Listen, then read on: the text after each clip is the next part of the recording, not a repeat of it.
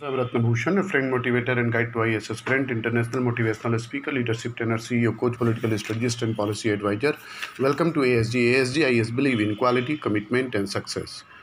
Comprehensive current for dedicated students. Comprehensive current for dedicated. Listening is very powerful. Listening is success. Listening is smart. The source is Navbharat times, the Hindu newspaper. Supreme court ने कहा आरक्षण किसी का भी मौलिक अधिकार नहीं। आरक्षण किसी का भी मौलिक अधिकार नहीं।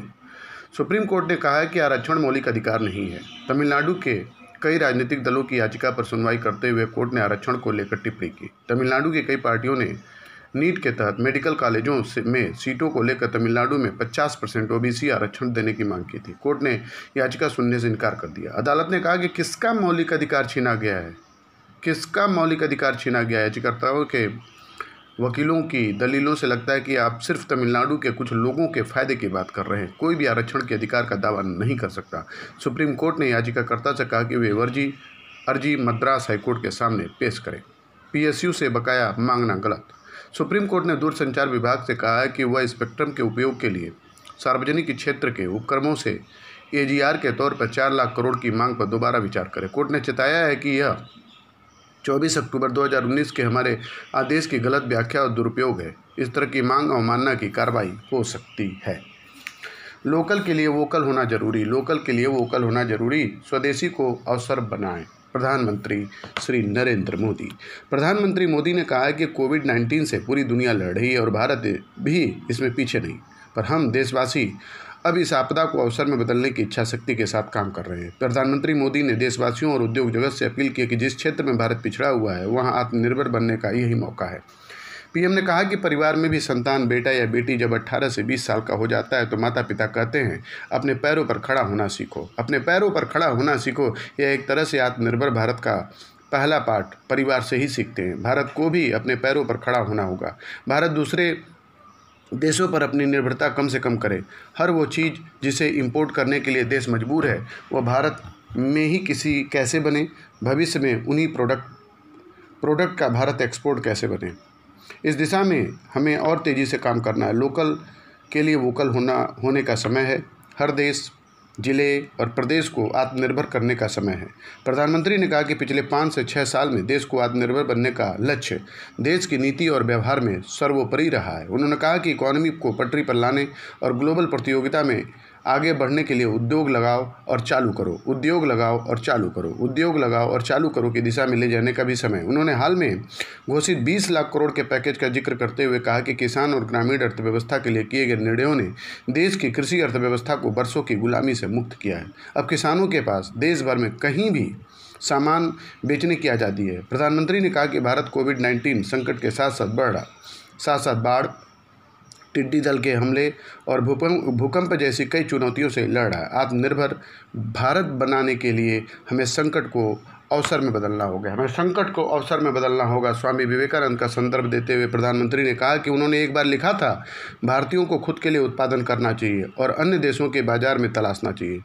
उनकी बहुत इच्छा थी कि देश चिकित्सा उपकरणों विनिर्माण, रक्षा विनिर्माण, कोयला एवं खनिज, खाद्य तेल और अन्य कई क्षेत्रों में आत्मनिर्भर बने। आईटी के नक्काल बनकर न रह जाए हम। ज़्यादा समय नहीं हुआ जब आईटी और बीपीओ के क्षेत्र में भारतीय मेघा के कसीदे पढ़े जाते थे। इस आर्टिकल को लिखने वाले व्यक्ति हैं श्री संजय वर्मा जी, नवभारत टाइम्स में। Sanjay Verma ji Times School of Media, Bennett University में असिस्टेंट प्रोफेसर हैं। अमेरिकी राष्ट्रपति चुनाव के प्रत्याशी अपनी चुनावी सभाओं में बोलते थे कि सूचना प्रौद्योगिकी में स्किल्ड और मेहनती भारतीय युवाओं को टक्कर देना आसान नहीं। इससे उम्मीद जगी थी कि हमारा देश इलेक्ट्रॉनिक और कंप्यूटर साइंस से जुड़े मैन्युफैक्चरिंग कामकाज यानी mobile, handset, computer, laptop, super computer आदि बनाने में भले कोई उल्लेखनीय बढ़त हासिल न कर सके, लेकिन सॉफ्टवेयर में हमें ग्लोबल लीडर बनने से कोई नहीं रोक सकता। अफसोस कि अभी तक की उपलब्धियों को देखकर हम यही कह पा रहे हैं कि हम आईटी दासों की फौज तो हर साल सप्लाई कर सकते हैं, पर कायदे का कोई सॉफ्टवेयर अथवा ऐप आदि बनाना हमारे लिए बस की बात नहीं। किनारे पड़ा मित्रों। हालात कैसे हैं इसका अंदाज़ा हाल में एक ऐप मित्रों की तारीफों के पुल बांधने की कोशिश में लग जाता है। टिकटॉक देसी विकल्प कहे जा रहे इस ऐप का विकास कथित तौर पर आईटी रुड़की से निकले छात्रों ने किया। बताया गया कि इसे 50 लाख स्मार्टफोन्स पर डाउनलोड किया जा चुका है। पिछले दिनों एक ऑनलाइन स्पीच में इलेक्ट्रॉनिक्स और आईटी मंत्री रविशंकर प्रसाद ने भी इस ऐप को जमकर तारीफ की और दावा किया कि कोविड-19 के दौर में इस इनोवेशन से देश को बहुत बड़ा संबल मिला है। मंत्री महोदय की बात आशय है कि प्रधानमंत्री मोदी ने बीते दिनों आत्मनिर्भरता पैकेज का ऐलान करते हुए लोकल के साथ वोकल और फिर ग्लोबल होने का जो आह्वान किया है। मित्रों, ये ऐप उस शुरुआत की पहली कड़ी है। अच्छा होता है कि यह ऐप हकीकत में एक लोकल प्रोडक्ट होता है और इसके बारे में बढ़ चढ़ कर किए जाने वाले बखानों से इसे ग्लोबल होने का मौका मिलता है। टिकटॉक की तरह ही दुनिया के सिर पर चढ़कर हमारी कामयाबी की कहानी कहता, लेकिन टिकटॉक जैसे इस मोबाइल एप्लीकेशन की कलई शुरुआत में ही खुल गई। चीनी टिकटॉक के मुकाबले में आए वीडियो मेकिंग और शेयरिंग के ऐप मित्रों के निर्माण के पीछे पाकिस्तानी कंपनी क्यूबॉक्स के ऐप टिकटॉक का नाम लिया जा रहा है। दावा है कि टिकटॉक और मित्रों के सोर्स कोड एक जैसे हैं और यह पाकिस्तानी ऐप की रीब्रांडिंग और रीपैकेजिंग से ज़्यादा कुछ नहीं। दूरसंचार मंत्री मित्रों के खालिस हिंदुस्तानी ऐप बताकर शायद पाकिस्तान ऐप से उसकी समानताओं को खारिज करना चाहते हैं, लेकिन मित्रों टिकटॉक सुरक्षा में मौजूद तक जैसी खामियां इस मामले में तस्वीर को काफ़ी हद तक साफ कर देती है। लेकिन संजय वर्मा जी, मैं कहना चाहूँगा कि कोई भी चीज़ एक दिन में नहीं बनती है और हम लोग उस चीज़ों से बाहर निकल रहे हैं और कोशिश करते रहेंगे और एक दिन भारत, मुझे पूर्ण विश्वास है, आने वाला 10 साल भारत का होगा। Women has indefeasible claim to natural guardianship of child. SC dismisses man's petition, says material did not even prima facie imply her incapacity to look after her own child. The Bombay High Court on Tuesday upheld an order passed by a family court granting a minor child's custody to his mother and said women has an indefeasible claim to natural guardianship of her child. A single bench of Justice S.C. Gupte was hearing a petition filed by a man challenging an order passed by a family court, Pune, on an interim application made by him. The application had sought an interim custody of their minor son and also an interim injunctions on the women from taking the boy out of India. Since the application was rejected, he moved the SC. The couple had met in 2008 and were in romantic relationship over 2011 and 2012 when their son was born in December 2012. The woman was staying with their son in the flat jointly owned by the couple, while the man was staying with his parents and his son, his marriage in Pune. The man would visit his minor son 3 to 4 times a week when he used to be with the women. However, since June 2018, the women denied the man access to the child. The Gandhis, Mandelas, and the kings of today. The Gandhis, Mandela, and the kings of today. This article was written by Gopal Krishnan Gandhi. Gopal Krishnan Gandhi is a former administrator, diplomat, and governor.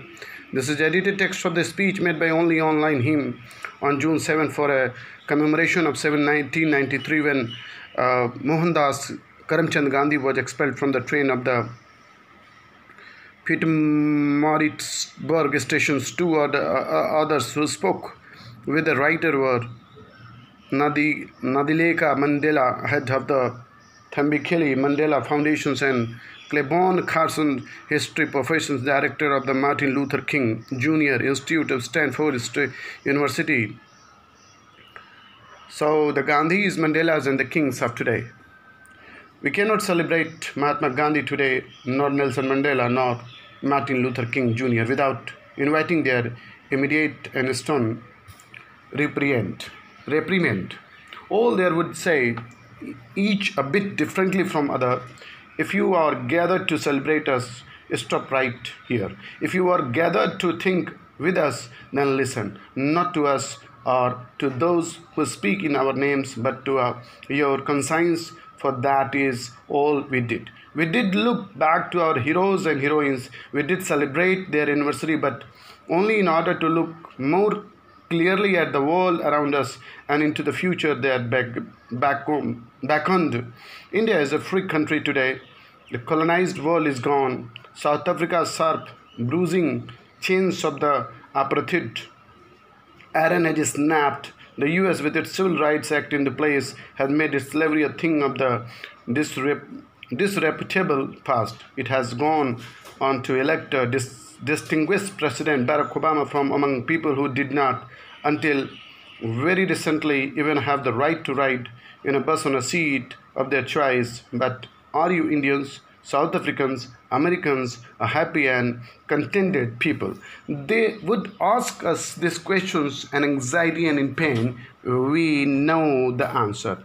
The gluttony of civilization, the gluttony of civilization, the gluttony of civilization, the gluttony of civilization, the gluttony of civilization. India, South Africa, US, and the whole world are in the grip of the vicious virus that goes by the name of the COVID-19, but are in the reality in the grip of the gluttony of civilization that is disemboweling the earth of its resources and is hunting down the earth's life forms to gratify its craving from commercial profit. There is a wild animal market in every city and town, and more significantly than that, within each of us, we who are not among the poor, in the shape of a callous disregard of life and the sanctity of due proportion.